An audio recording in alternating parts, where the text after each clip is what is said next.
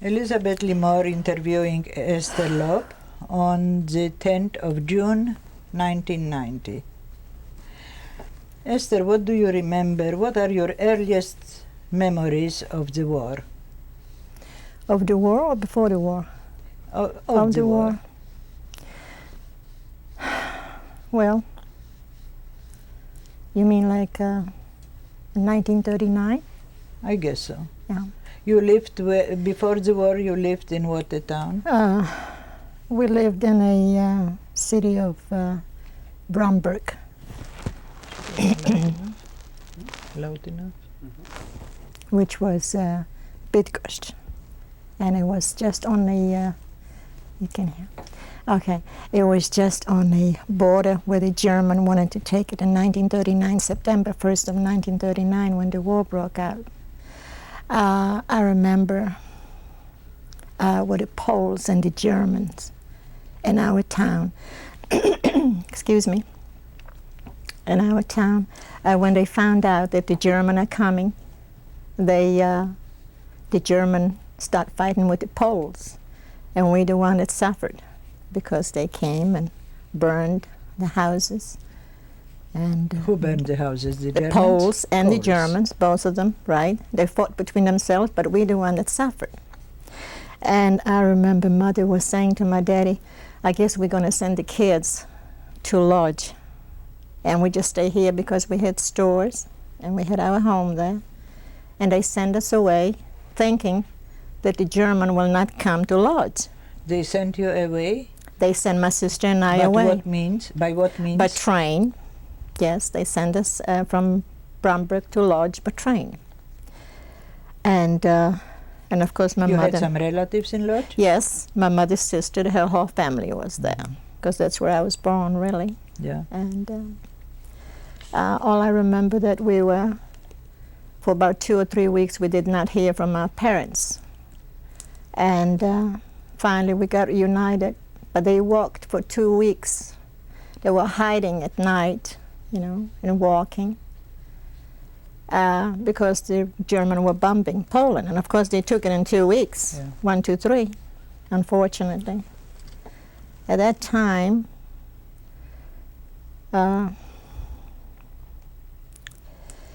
they start taking kids. They come to the Jewish Gmina and ask for children.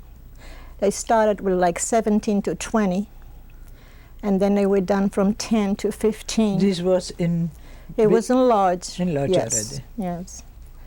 And when they came and asked for the children, for girls and particularly age 10 to 15, that's when my daddy got scared. And we decided to, my daddy decided to run away. And we didn't know how to run away. Anyway, my father gathered my mother and my sister and I. We had nothing to take with us, so there was nothing to carry. And we tried to escape, which we did. In what way? Walking, hiding. Toward? Toward the river Rhine. Where was, so we can cross Ukraine, because my mother's brother was there, and we were trying to get a hold of him, and then from there maybe go to the United States or go anywhere just to escape the Nazis. Yeah. I remember when we used to go and stay in line for bread, and of course we wore the yellow armbands. Arm with the Judah in it. And I remember I stayed in line for about 4 or 5 hours, and finally my turn came. And there was an SS man standing as my turn came, and as I was just about to take money and pay for the bread, he took me out of the line and sent me again to the end of the line.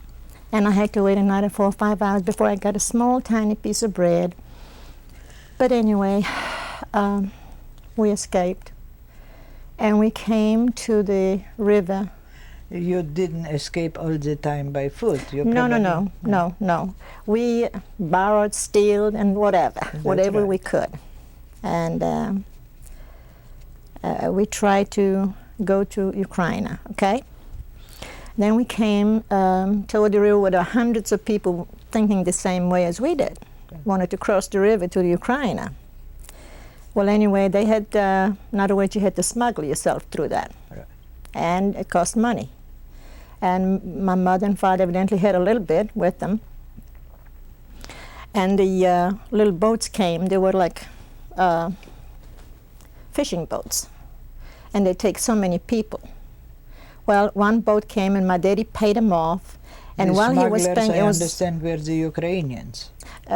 They were Ukrainians, right, right. And as my father was paying them off, the people started running toward the little boat. And it was full already. And my mother couldn't get in because she just couldn't get in. They didn't let her go in anymore. So my father and my sister and I went. And he wanted to swap places. But mother says, you go on, I'll come with another boat. Unfortunately, it did not happen that way. We crossed the river, and the Ukrainians caught us on the other side. And they stripped of everything people had, whatever they had, they stripped everything. They had nothing left, neither did we. But my daddy had a little bit. I don't know how he did that, but he had a few marks or whatever it was. And we could smuggle ourselves toward Vilna or Lvov. That's where we were in Ukraine. But anyway, we come to the city, and there were people lying on the streets, hungry, begging for food, children. It was awful. It was just awful. To which city was it? Lvov. Lvov. Right. And from Lvov, we want to go to a small town. I don't remember what town it was, but it was a small town where my uncle was supposed to be, and he was supposed to help us to go to the United States or any other country for that matter, just to escape. Yeah. And we knew that Mother would come to that little town. Otherwise, we won't be together. She won't know where we are, and we didn't know where she was. We had no money. Daddy had a little bit, and whatever he had, he paid for the bread, which was very, very expensive. There was no food. And he was knocking on doors, from door to door, begging the people so to take me and my sister overnight. But everybody was full.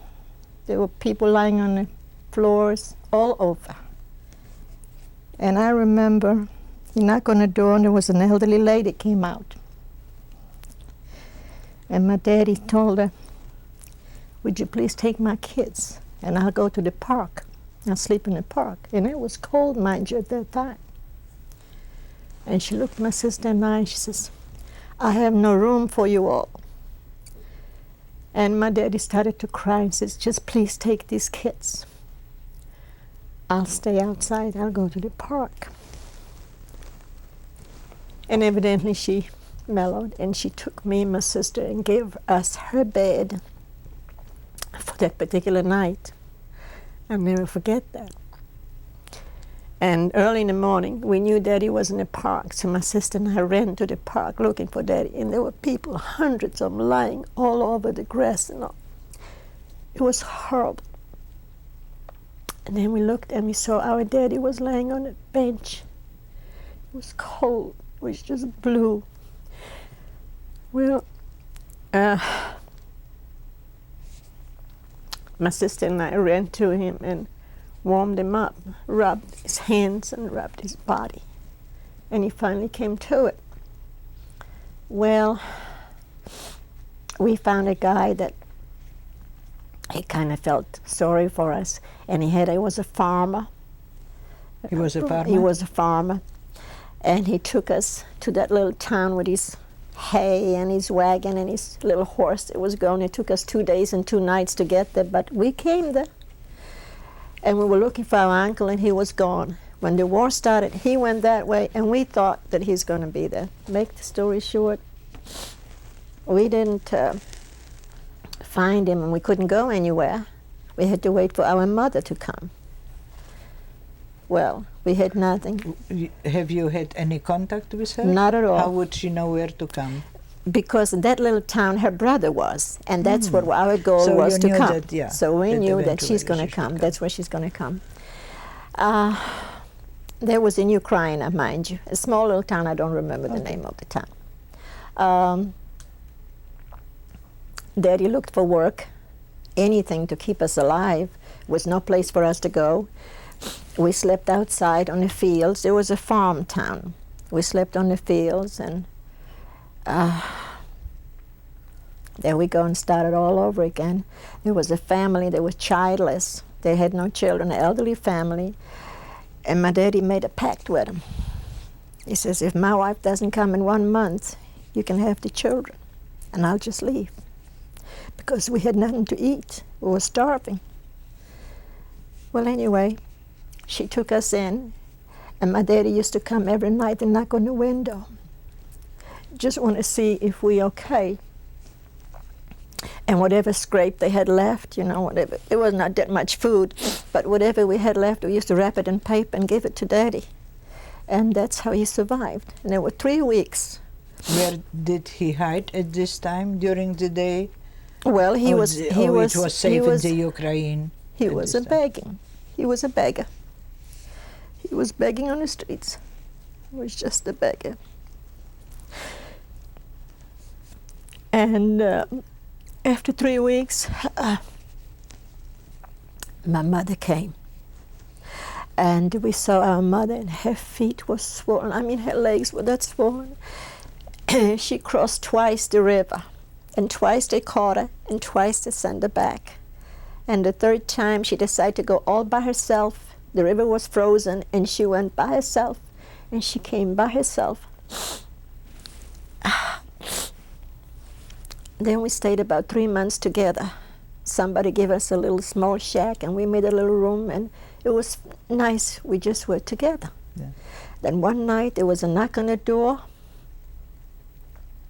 and here was the Russian. And they said, just as you are, get everything, what you can, just whatever, you know, just maybe a sweater or whatever, and come. We had no sweaters, we had no clothes, so what we had, we put on, and we left. Why did they tell you to go out? Well, they took us to a place, and they kept us for hours with red tape. They want us to, they accuse us of being spies, and they want us to sign papers that we are Bolsheviks. Well, my daddy and mother would not sign it. He says that we're from Poland, and we're Polish. We're not going to sign anything like this. So they said, if you won't sign it, we're going to send you away. So Daddy says, well, you're just going to have to send us away then, which they did. They sent us, they put us on a ship, which was a freighter, I imagine. It was freight, and there were hundreds of people in it. And they carried us for about 2 or 3 weeks. And they sent us to, well, I don't know how you say it, but it's Sibirska Taiga, which is the Siberian tigers, a jungle, okay? It was an island. There was nowhere you can leave. And the only way you can go or come was by boat. Evidently, they had prisoners in there before, because they had a small little, like a small tiny wholesale, I mean, not a warehouse like, where they kept the storage supplies, the supplies. And they left us there, and they kept the supplies, and they decided to have one man that he'll make distributed supplies for a certain amount of time. They happened to pick my father, and he was in charge of it. And we had to have fire burning day and night because there were animals, snakes, and mosquitoes were about 1/2 inch big. They were awful. It was just awful. As a matter of fact, my sister and I were chased by a bear. That's all, and that wasn't funny. It's funny now, but it wasn't funny then. What did your father got for this, that he kept the job? Not a thing. Food? Nothing. Food, like everybody else. Yeah. He distributed equal to everybody, and we were there about 3.5 months.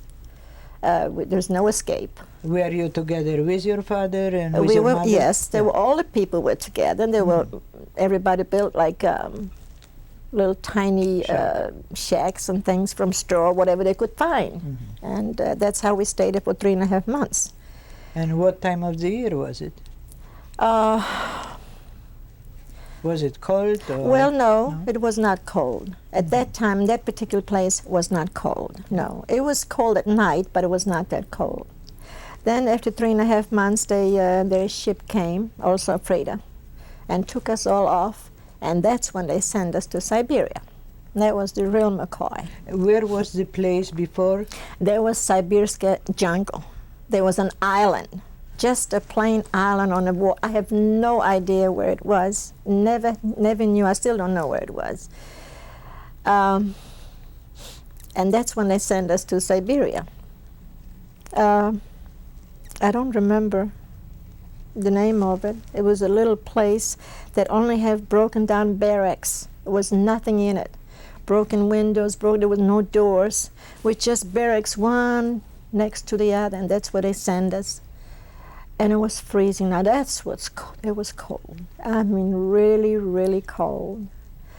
And my father used to get up early in the morning, and they used to take all the men and all the people that could work.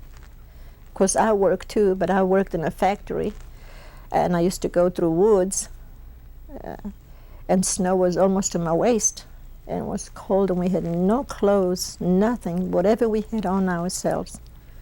And my father used to go every morning to work, and his toes were froze, his fingers were froze, his nose were froze. And he come home. And they did not supply any clothing? No, none. Only what we had. As a matter of fact, Mama had her fur coat. That was the only thing that kept us. And they gave us wood to make fire twice a day. There was in the hallway. There was one little stove, and there were about 15 families in that barrack, and everybody stayed in line to warm up a little water. And then after about 7 months of terrible hunger, depression, and sickness. What did the men do? In the They tundra, worked, they cut the trees? Cut trees and chop trees and whatever. And one morning my daddy couldn't get up. He had fever. He was sick. And then we found out my mother was pregnant. And we couldn't get a doctor for my father. They made him go to work, and he couldn't get up. He had fever. He had pneumonia. And when finally they didn't know what was wrong with him, they finally took him to what you call a little clinic. And the doctor said that he won't live. There's nothing they can do about it. Well, my father died. He was 38 years old. And the child was born 7 days before my father died. We had a little brother. His name was Joseph. He was the most beautiful little thing you've ever seen.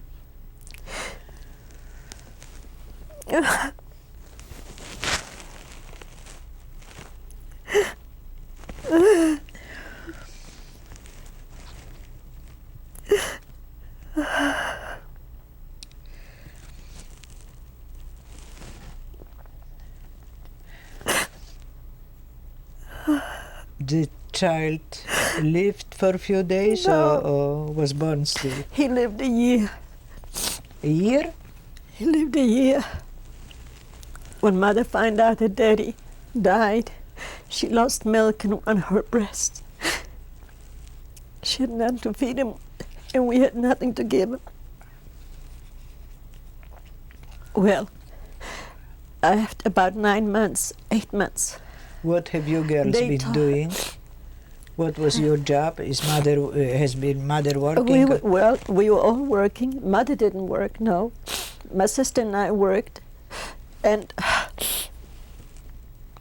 what we did, if we had a little money left, we bought a little milk and squeezed it in the child's mouth. We had nothing, anything like this. They didn't give us anything. I don't know how the child survived. It's just pure love, I think. What have you been working at? I have worked, chopped woods, cutting trees, and did the same thing that the man did. And then they told us that we are free, that we can go anywhere we want to in warmer places. We cannot leave Russia, but we can go. We had no money. We had nowhere to go. We didn't know where to go. Well, we heard from other people that there's warm places like Kyrgyzstan or Kazakhstan, where we decided to go with the majority of people. And we had no money. So my sister and I used to go in the daytime to the farmers and look where the potatoes were there. And then at night we'd go and steal it and sell it and accumulate some money. And finally we had enough to get tickets, and we went to Kyrgyzstan. Turkestan? Kyrgyzstan, Kurdistan. which was Middle Asia. And with the baby, and we had no place to come, we had nothing. And there was a Tatar, you know, a Tatar. He's a Russian, a Cossack. A Tatar has got eyes like this, Tatar. Okay. Yeah. And he gave us a room, my mother and myself and my sister and the baby. And then my sister and I used to go to the bakery and get the dozen, you know, the baker's dozen. And if we sell 12, we had one little roll for ourselves. So we sell all day long, and we come home maybe with 3 or 4 little rolls between us. And we cut it. And we give it old man, and he let us stay there. That's where we stayed. And my sister and I used to go to the station, the train station, and sell all these. And if we get a few little rolls, we had that and shared it. And the baby had nothing. It just died. We had nothing to feed her with. Mother had no milk in her breasts. And it died. I don't even know where it was buried. And going back to my father, Yeah, I wanted to ask you about it. going back to my father, I meant to tell you, when my daddy died, my mother didn't know. She was in a small little place where they kept her because she was just had the baby. And they took my father. I don't even know where he's buried. They took him on a sled in a coffin, and my sister and I were following it, and the snow was up to our waist, and we were little, you know. I'm still little, but still. And they buried him. I have no idea where it is, somewhere in Siberia. I have no idea. And whenever he Was it a cemetery or just a hole in the It ground? was just a hole in the ground that we can, as far as I know. I have no idea where. There was no cemetery. They just buried him. And I have no idea where he is, and wherever he is, may he rest in peace, and we never forget him. And the same thing happened to our little brother. They buried him. We don't even know where. They just took him and buried him. Well, then I got a job loading and unloading freight trains with coal. And my sister was working in a sugar factory. And it's a little humor in there too, you know. We used to steal a little coal and we used a little sugar, and then we'd go in the black market and buy some material, make some clothes for ourselves, and get some schmatters to cover our feet. We had no shoes or nothing like that. And it was tough. It was really tough. We were hungry, lonely, depressed all the time. We used to come home with a tiny little bread, a tiny little piece of bread that they used to give us, no money, and it was hot. And we had to work for a whole week to get that piece of bread. And then we come home and realized my mama, she was all swollen, she didn't want to live. She didn't care anymore. And we used to walk her and beg and kiss and love her and tell her, we love you, you have to be with us because that's all we have left. And she survived and we survived. But It was rough. It was really rough. It was, seems like you lost your dignity, your pride. You lost, we have never lost our faith, thank God, but you lost everything, and you ask yourself, why? How were the Russians toward you? Oh, they were. I treat us- assume you were in contact with Russia. Oh, sure, we were right there. I spoke Russian perfectly. I spoke really perfectly. But how did they treat you? Well, And besides, were there also other people than Jews? Or only Jewish people? I don't know about any other than Jews. The only one that I knew were Jews. And there were not too many of us. And they didn't treat us so badly, but it wasn't good neither because they called us, Jew, you're a Jew, you're Jew. And they didn't treat us so good. Really, they haven't. But they didn't care if we live or not because they didn't even take any interest in us. They had no idea where we were, and they didn't give a flip. They just didn't care. And we had to survive on our own. And by eating grass, which we ate, and we never asked anybody for nothing. If we didn't have any, we just didn't eat. And I remember I used to go with my sister to the farms and wait for the cows and get the manure and dry it, and it was the best thing to make a fire with. And then we get hot water and get a lot of grass and cook the grass and eat it. And clean the floors with it so there won't be any bugs. And my mother used to, if she had a little extra sugar that we stole or a little extra coal that we stole, she swapped it for kerosene and washed our hair so we want cleanliness. I think that's what we survived, is cleanliness and faith in God. I think that's what made us survive. And it was rough. It wasn't easy at all. It was really rough. My mother had a rough time. She lost her husband. She lost her son. And she was fighting for survival for both of us. And I think because of my sister and I think she lived. Otherwise, I don't think she would have lived. She would have gave up. And of course, my sister and I, we never had any youth. We had to work. And I think that's why we feel now. We live now, thank God. You think about all these things, and it's hard to say. The little things that happen in between, you can't just pinpoint everything. What comes to your mind? But the main things that come to your mind, it hurts. I've never had a chance to see my uncles and my aunts and my cousins that I knew.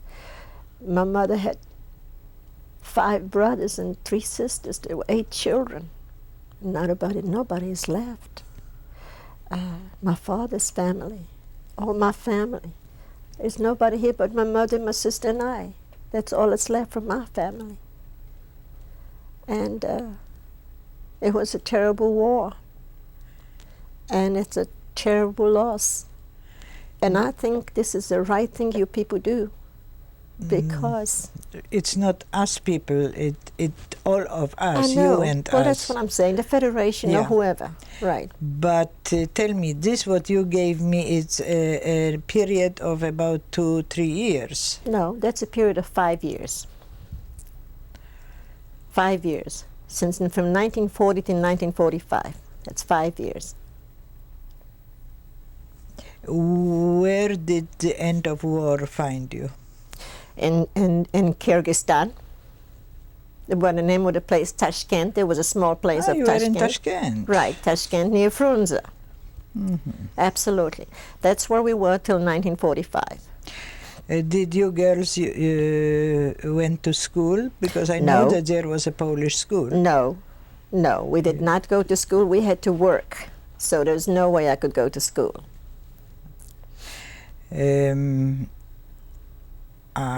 Did you do something besides the work besides stealing to survive? Did you do some handwork that you could sell to the Russian soldiers? No, No. no, we had to work. I worked all kind of works that you can imagine that a little girl should not have worked. It was unbelievable what we did. And when you stop and think about it now, I wonder, how did I do that? I remember I used to walk 8 miles to work to fields and work with hay, you know, gather the hay and everything, barefoot. But I was young, and I did that. You mentioned that you kept clean.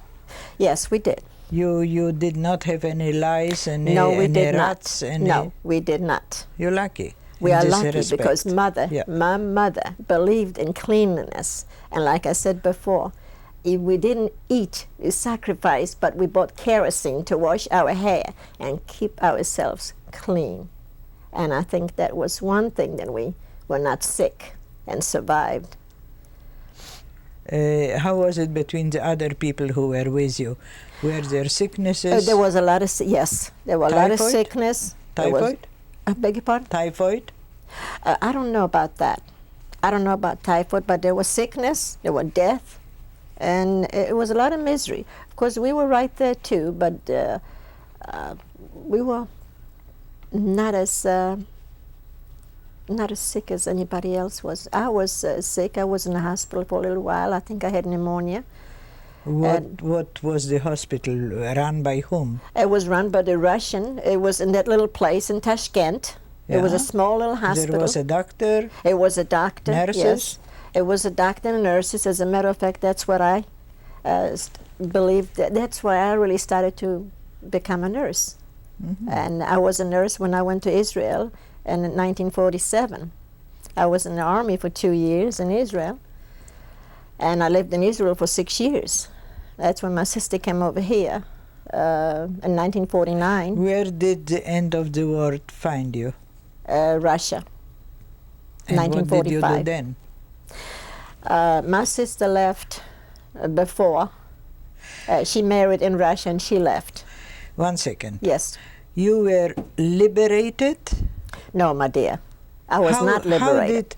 How did the end of the war find you? I was in Tashkent. I didn't even know there was the end of the war. And my mother and I escaped. My sister sent papers, supposedly. And we got papers that we can leave and go to Poland, which was also occupied by Russia. But we have escaped, really just escaped.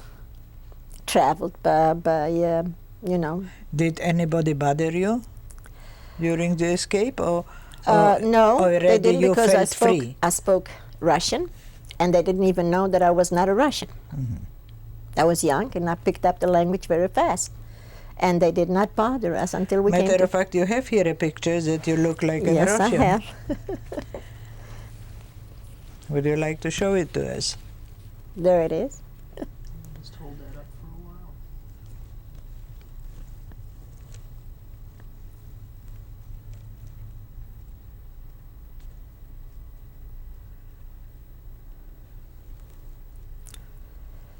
Okay. Unfortunately, this is the only thing, as I understand, that you have. This is the only thing I have left. We have no picture whatsoever. Not from Poland, not nothing. Absolutely nothing. Thanks. Okay. After you escaped, where did you go? We went to Poland. Came to Lodz, where my sister was, and we got united again. Your sister My left sister earlier? left Russia before. Yeah, she got married in Russia, and she left earlier. So she was She in ran Poland. away, I mean. Yes, right, Yeah. right. And we united in Poland, which was also Russia too. And then Yeah. we looked for family. We couldn't find anybody, and we decided to go to Germany. But you had to smuggle yourself through. This was in 45. This was in 45. Okay. That's right. So my sister was already, by that time she was in Germany with her husband. And my mother and I had to smuggle ourselves to Germany. So we went through Czechoslovakia, Prague, you know, and they caught us a couple of times and sent us back. And but we finally made it. And we stayed in Landsberg am Lech in Germany for a displaced person. We stayed there for 3 years. And I naturally, since I wasn't married, my cousin was in Haganah, and he decided that he really persuaded me to go to Israel.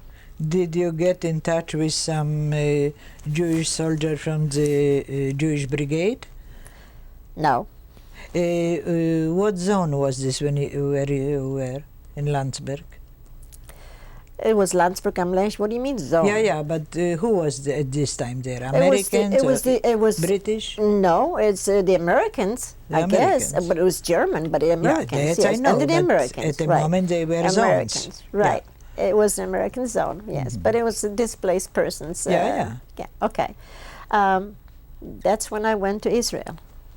And my mother You was... got a certificate from your relative in Israel, I assume. No, I have a You couple of went with pictures. Aliyat Beit. I don't have nothing. How did you get to Israel Well, at all this right. time? Okay. So tell us about it. Okay. We went, first of all, they took us to France. Okay. And from France, they put us on small boats. We traveled at night. And because in the daytime, we were covered like a fisherman, little boats. And there were about 100 of us. And it took us about a week and a half or more. And we got to Haifa at night. And that was in 1947. It was beginning, I think it was end of 1947. And as soon as we came in, they took us and I became a soldier without realizing I didn't understand a word. At this time, the British were still there.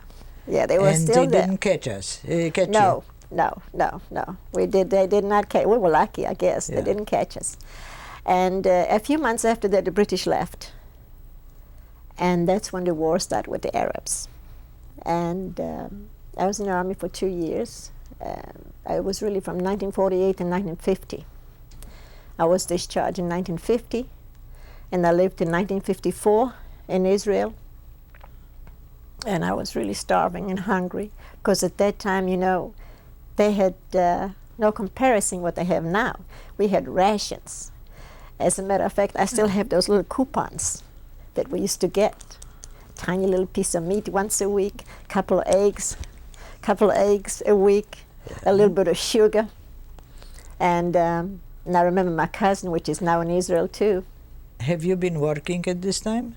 Yes. As a nurse? I was working as a nurse in the operating room for 2 years in Haifa.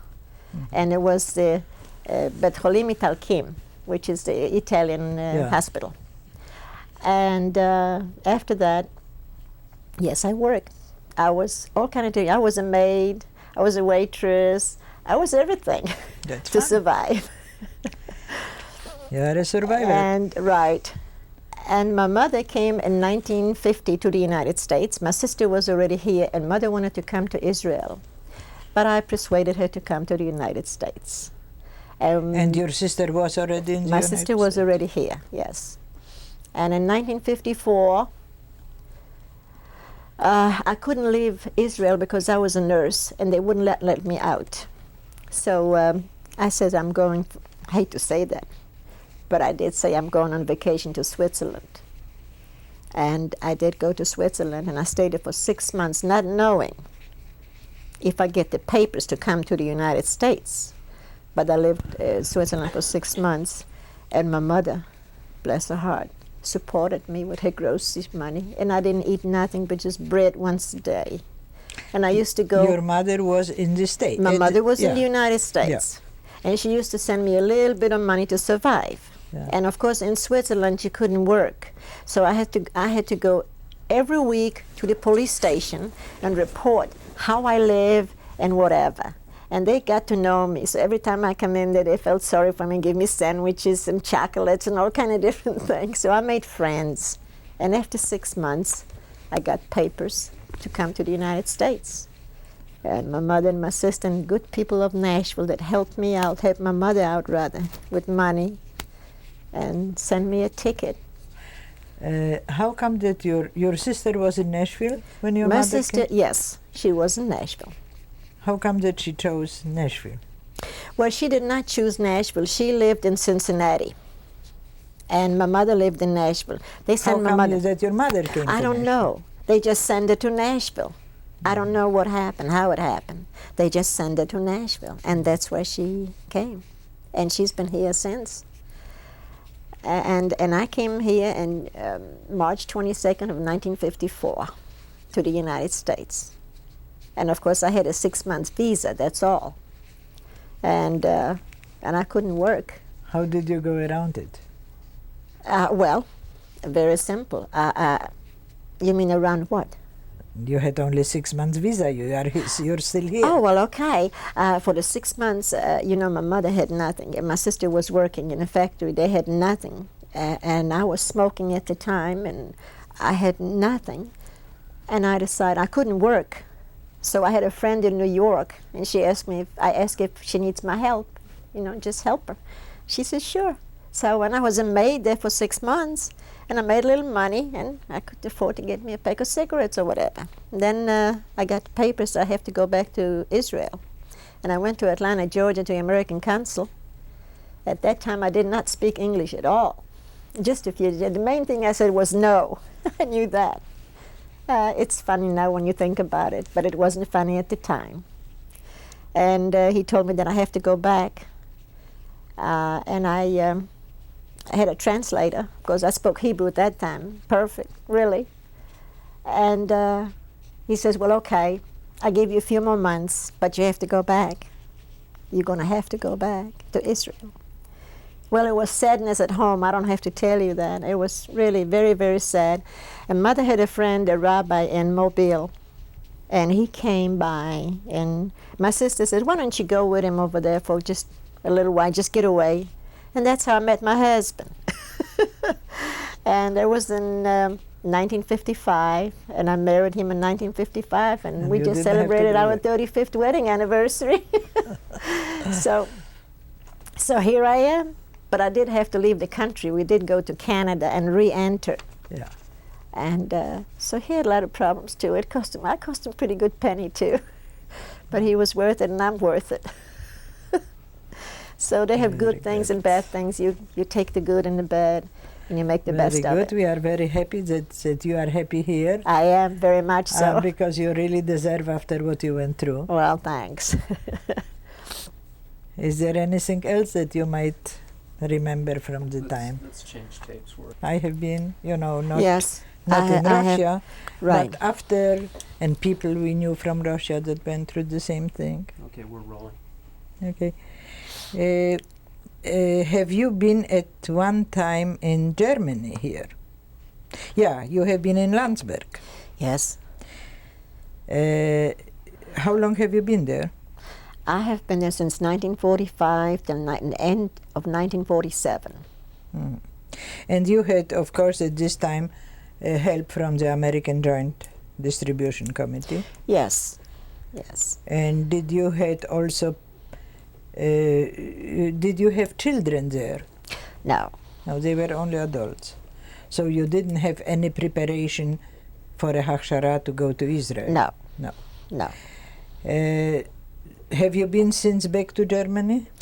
No, and I have no desire to go to Germany at all. Not Have at you all. been to Poland? No desire whatsoever. None. Although my niece did go to Poland, and she did What, see who? my niece, Uh-huh. my sister's daughter, Yeah. and she did see our house, and she does have a picture of it, and it brought back a lot of memories from our childhood. You know, we had a great life. It was a great life. We had a wonderful family. But in all that great life, we had bad things happen to us. Because I remember when I used to go to school, I was pointed at, picked at, beaten up, and just because I was Jewish. So some good things and bad things, but we got used to it. It seemed like you accepted it. You had no choice but accept. You couldn't fight back, although you wanted to, but you couldn't. Where was it? In It was in Bydgoszcz? Bydgoszcz, yes. Yes. Tell me, how did you find the time when the wall between East and West Berlin was coming down? Well, I thought about that. And I don't believe in unification. You don't believe or you don't want it? I don't want to. I am petrified. I am scared. And I believe, I hope I'm wrong a million times, but I believe that if a thing like this happens, it's going to be start all over again. The same old story. You think that the spirit of Hitler is still alive? Absolutely. Absolutely. And it's a funny thing. I remember when I first came to the United States, and I was here a few months, they invited me to talk at the Golden Ages on Broad. I didn't speak good English at all, but I had a translator. And I was telling them what happened. They looked at me, these ladies looked at me, and they did not believe me. They thought I was quoting a book. They didn't even know what was happening. And I was shocked. Don't you feel now that we really ought to, that is our obligation to spread the word and to do this what we are doing in order for the world to find out what was and what can unfortunately happen again? We own the world nothing. We owe the people that died. They the one we owe. You don't feel that we owe the people who live to let them know what happened, that it will not happen again? You're misquoting me. We owe the people that died. They died for us to live. And if we forget them, then we forgot everything. Okay, and after us, after our we children will be gone, this should be for us, our children and our children's children. That's true. But we, what do we owe the world? The world does not owe us nothing. no, but we owe the world to let them know that it can happen again. Don't you feel it like this? Well, I feel, yes, in a way I do, but maybe I translated wrong. But I feel that we owe the people that have died, that we owe it to them to let everybody know, not the world. That's the way I feel. Sorry, I agree with you that we cannot forget the people who died. No, it's I because agree of with them. you. It's because of them that we're doing this. It's because of That's them right. that we talk That's right, about. but we have to. Right. We have to do it. Right. Because they should not be forgotten. We should never forget them. You were Otherwise, not they'd be surprised lost. when you came to the States how little people knew about what happened? Right. That's true. But that's what I'm trying to say. But you have to remember about the dead people to talk about it. No, of course. That's what I went through and you went through. It's nothing because they are dead and we talk about it. I understand cannot what say you it. mean. Right. I understand what you mean, Right. but we owed it to the living to let them know what happened in order that in all It should their not be. might that It should not they be will lost in see vain. that it Yes, will not happen we again. owe it. Right. That's I right. agree with you too. But we still owe it to these dead people, to these people that never had a chance to survive, to these people that died, that are gone. We owe it to them too. Absolutely. Definitely. Absolutely. Right. But we owe this one who are not even born yet Yes. to Well, remember the ones that died. That's true. Yeah. That is right. So you said, it's no, because this of is- them we're telling our children That's right. and our children to their children. That's right. Otherwise, they are lost in vain. I hope that it will continue I hope so too. I hope to God. because we are doing everything possible Well, to do it. we do and try anyway. Yeah. You said that you were talking to the Golden Agers. Yes. Have you been talking somewhere else? No, I have not because I just couldn't take it, to be honest with you. I just couldn't I take can it. And it's understand not it. something that you go out and want to talk about. It is sad. I know when I watch TV sometimes and I see Hitler or the war, And I don't want to watch it because I get so angry. I get so upset. I get angry. I'm angry. And I cry. And then my husband comes, honey, why do you watch it? It upsets you. I said, well, maybe I see some face that I knew. Maybe I see a face of my aunt or my uncle or somebody. When you came back to Bydgoszcz, Yes.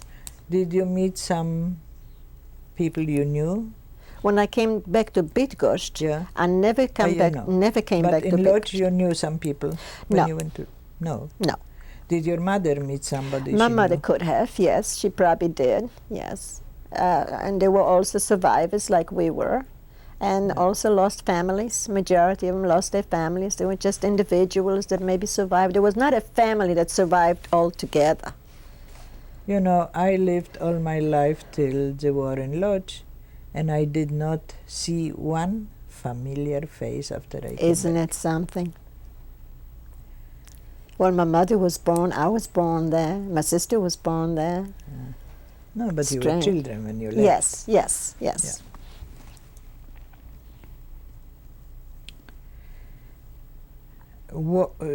I don't want to go into politics. Well, I think this will be fine. I thank you very much. It You was my gave us pleasure. much information. well, whatever little I could. Thank you. Thank you.